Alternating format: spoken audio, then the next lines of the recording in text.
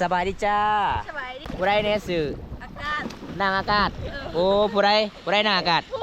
โอ้ผู้ลอยน้ำอยู่นี่ไหนเจ้าฮะเสือบ้าบ้าบตองใดผู้สาวมือซองบ่โอ้ผัวปะบ่ได้ลูกนึงแล้วเป็นยังไงตอนนี้ฐานะยังโสดบ่น้องโสด100%บ่โอ้น้องลินเพจคือกันบ่ลินได้สื่อเพจน้องน้องพิมพ์โตเตี้ยโอ้ถ้าผู้ใดอยากมักทักหาน้องก็สมัครทักหาได้เนาะเพราะว่าน้องก็จะเป็นสาวมีห้างลูกนึงบ่น้องมีแต่สาวลาวโสดบัดบ่นี่บ่โดยโสดบัดทั้ง3เลยบ่โสดบัดทั้ง3โอ้เบิ่งเส้นทางสาวลาวกับพี่น้องเอ้ยได้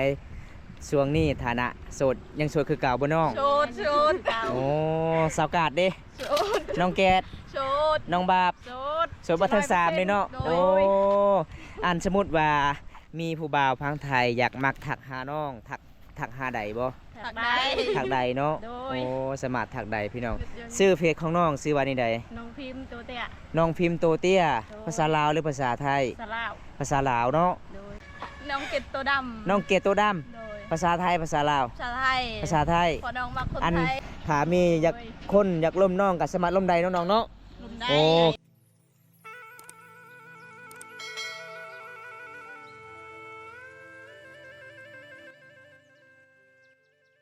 เอา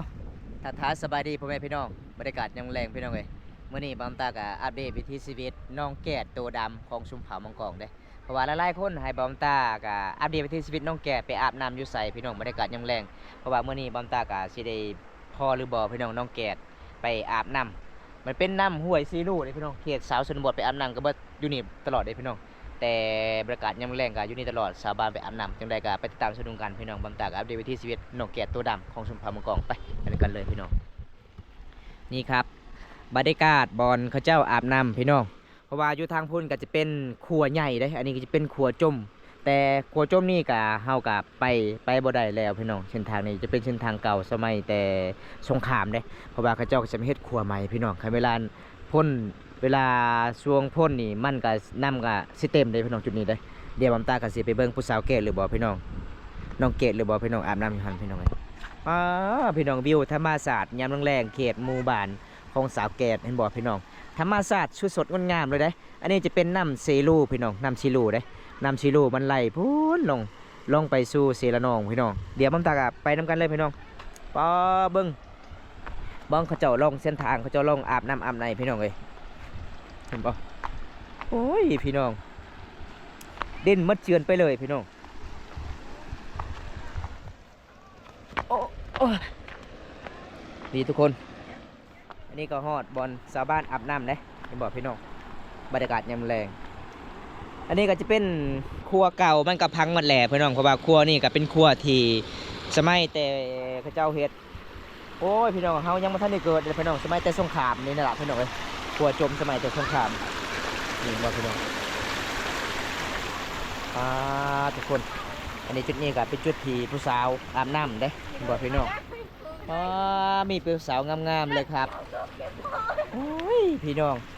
บรรยากาศยามแรงนี่เป็นตาม่วนเลยพี่น้องเห็นบอก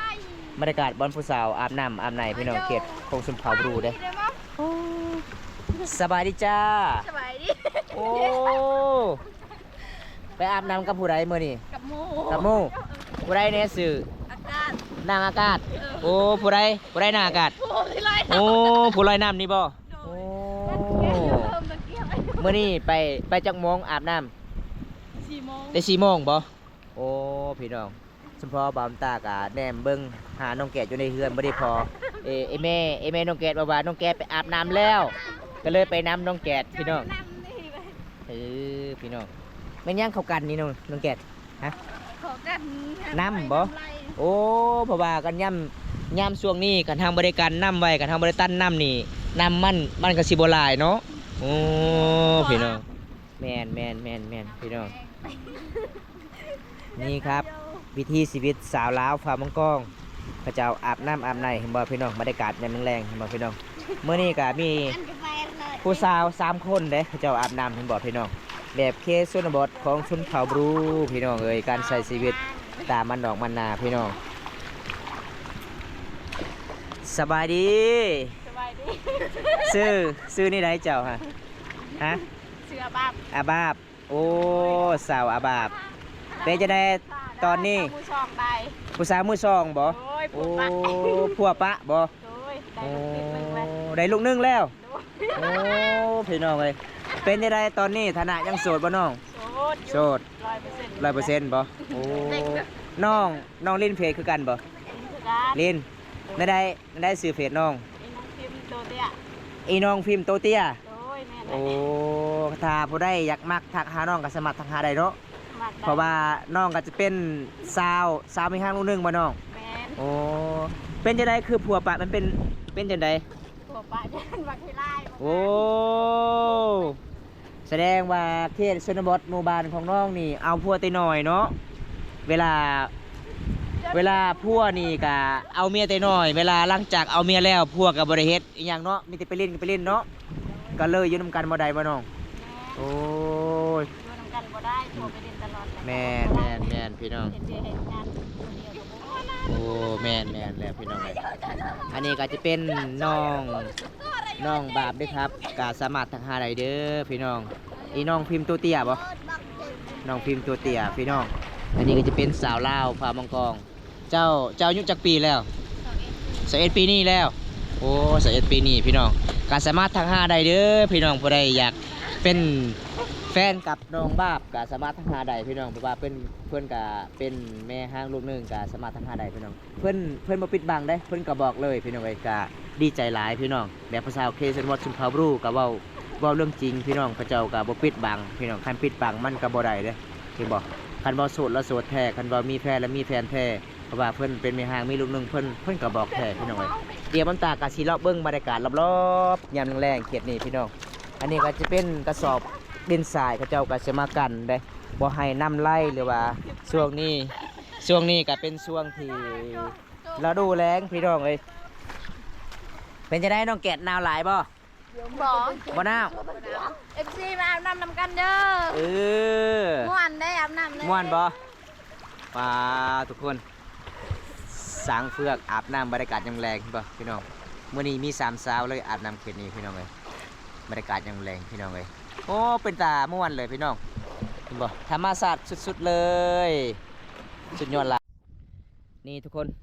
อันนี้ก็จะเป็นสะพานเก่ากะเฮาไต่บ่ได้แล้วเฮาไปบ่ได้แล้วเห็นบ่พี่น้องมันสิพังหมดแล้วเด้มันด้นสะพานนี้พี่น้องครัวจมบ้านเฮาเอิ้นครัวจมเด้เพราะว่าอยู่ทางเทิงก็จะเป็นสะพานใหญ่เวลาเฮาไปที่เมืองน้องไปสู่เมืองตะโอยก็คือเฮาข้ามไปทางนั้นพี่น้องก็สะดวกสบายเด้แต่จุดนี้ก็เฮาสำหรับชาวบ้านอาบน้ำอาบในก็จุดนี้เด้พี่น้องแต่ละคนอาบน้ำเด้มื้อนี้ก็ได้พ่อแต่น้องแก้ดแล้วก็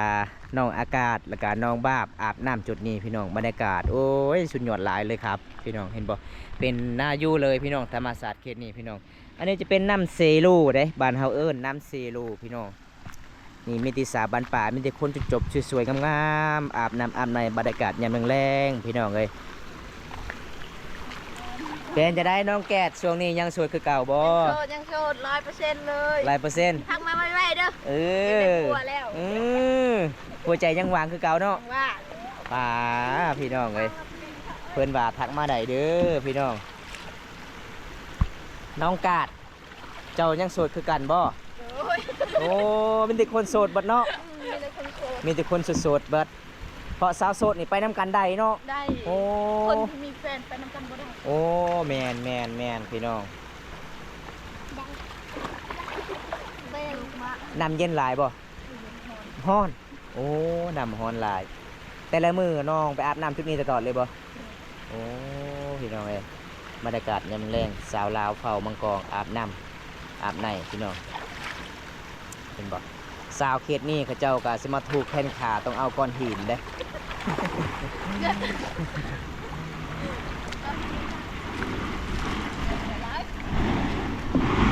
ปาเบิ้งพี่น้องรถใหญ่ข้ามขัวปู้พี่น้องเอ้ยควรอันตรายเลยพี่น้องเอ้ยเป็นแต่ยานเลยพี่น้อง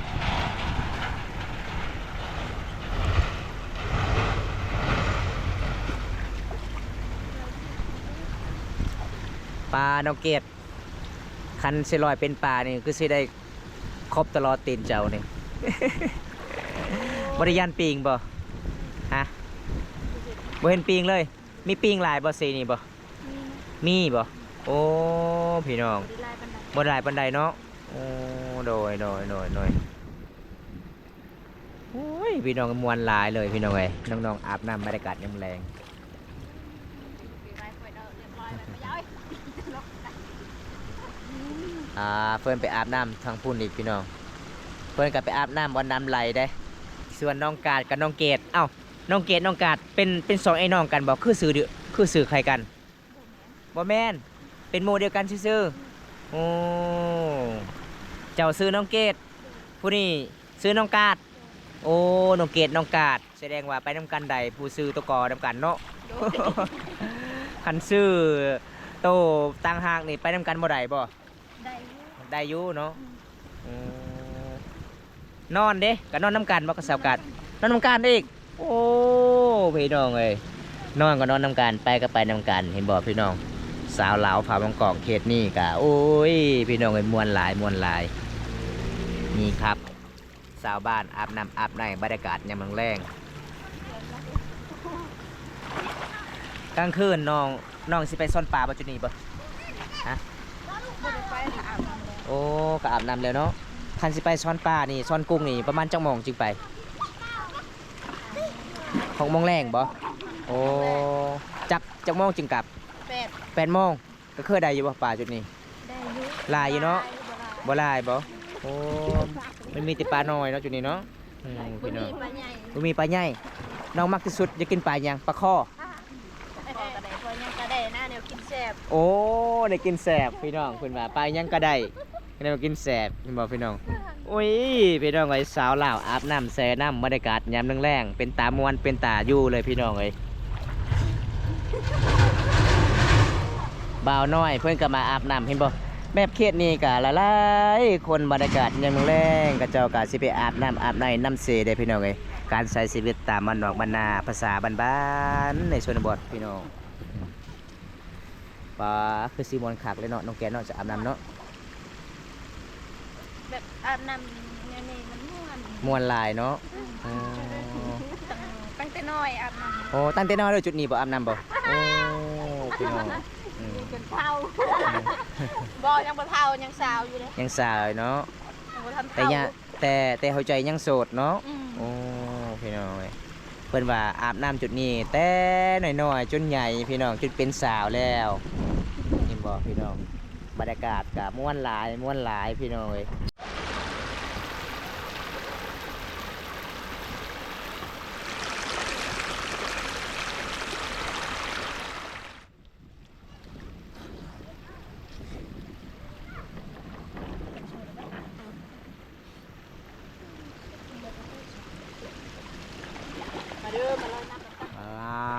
พี่น้อง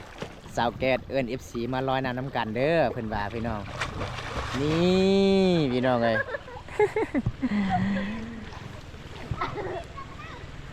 มวนลายเนาะมวนลาย แกะสิแล้วเลย สิแล้ว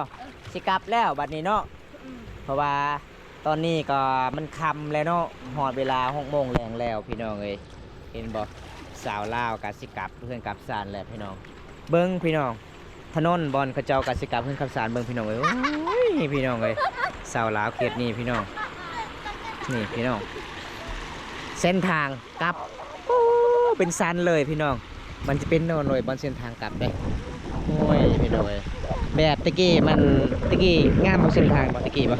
แต่ก่อนงามเนาะแต่ช่วงนี้มันจะเป็นน้ำเจือนตลอดก็เลยเส้นทางมันจะเป็นสันเป็นโนนเนาะโอ้พี่น้อง นะคะบ่ โอ้นาหักหลายน้องเกดมักลกเด้อพี่น้องเพิ่นก็ใจดีจะดีบอกพี่คุยมวนหลายพี่น้องเลย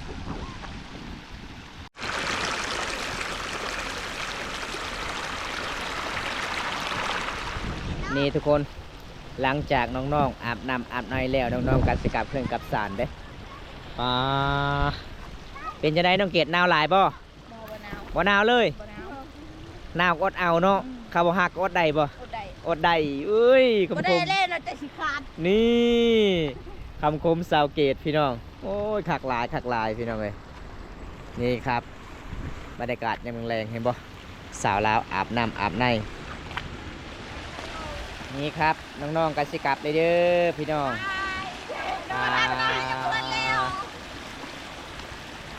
มีแต่สาวลาวโสดบัดบอนี่บ่ โดย โสดบัดทั้งสามเลยบ่ โสดบ่ทั้งสาม โอ้พี่น้องน้องสาวสามคนเพิ่นสิกลับเลยเด้อพี่น้อง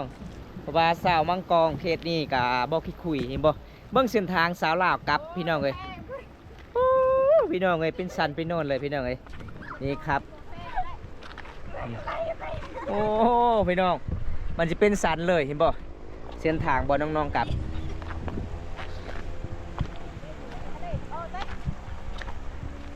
มีแต่คนงามๆเลยครับผมเอาสาวเกตสาวบาปสาวกาดหลังจากอาบน้ำอาบในแล้วเป็นจังได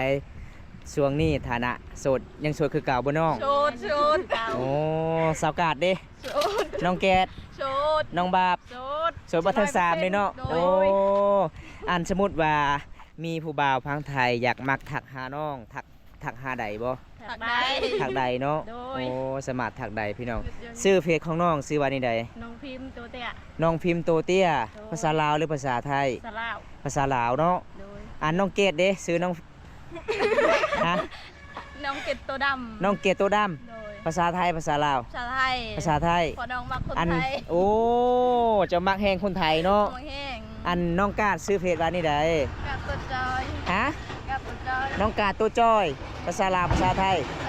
ภาษาลาวโอ้กัส มีแต่ มัค ค ร นคนเดียวแล้วภาษาไทย โอ้กัสมัครทางใดเนาะถ้ามีคนอยากร่วมกับน้องกัสมัครทางใดพี่น้องเมื่อนี้กะบ่มีหยังเด้อมาเยี่ยมยามน้องมาอาบน้ำอดีตวิถีชีวิตน้องๆสองคนถ้ามีอยากคนอยากร่วมน้องกัสมัครร่วมใดน้องๆเนาะ ลุมได้ โอ้คลิปนี้กะขอจุกไว้เท่านี้ก่อนพี่น้องคลิปหน้ามาพบพอกันใหม่ขอกล่าวคำว่าสบายดีบ๊ายบายแน่ บ๊ายบาย เวลาเดินมือหน้าพอกันไหม เออไปกันเลย นี่ครับมวนหลายพี่น้อง โดย บอมตากาสิมาอัปเดตวิถีชีวิตสาวลาวเขตนี้มื้อนี้บอมตากาสิได้พอ3สาวเด้สาวโสดประจำหมู่บ้านพี่น้องเพราะว่าหลายๆคนผู้สาวเขตนี้ก็บ่คุยเว้าแท้พี่น้องคันทาโสดว่าโสดเด้คันเว้ามีแฟนแล้วมีแฟนพี่น้องบอมตากาม่วนหลายมื้อนี้พี่น้องได้พอ3สาวเขาเจ้าก็สิเปิดใจหรือว่าแจกเฟซพี่น้องจะได้บอมตากาสปิดไว้ซุนี้ก่อนพี่น้องบอมตากาสิมาเดินทางมาไกลพี่น้องคลิปนี้ขอจบไว้ที่นี่ก่อนพี่น้องบ่ได้รับชมคลิปนี้แล้วก็อย่าลืมฝากกดไลค์กดแชร์กดติดตามมีเด้อพี่น้องฝากเป็นกำลังใจให้บอมตาเฮ็ดคลิปตอนต่อไปพี่น้อง หรือว่าอัปเดตวิถีชีวิตสาวลาวเผาบรูเผาตรีเผามังกรมีหลายประเภทวิถีชีวิตเลยพี่น้องเอาคลิปนี้ก็บ่มีหยังสิฝากพี่ฝากน้องครับเบิ่งส่วนกันล่ะพี่น้องเฮาพังลาวพังไทยในประเทศและต่างประเทศจบไว้เพียงเท่านี้พี่น้องคลิปหน้ามาพบมาพ้อกันใหม่พี่น้องขอกล่าวคำว่าราตรีสวัสดิ์ครับผมบ๊ายบายครับไปกันเด้อครับ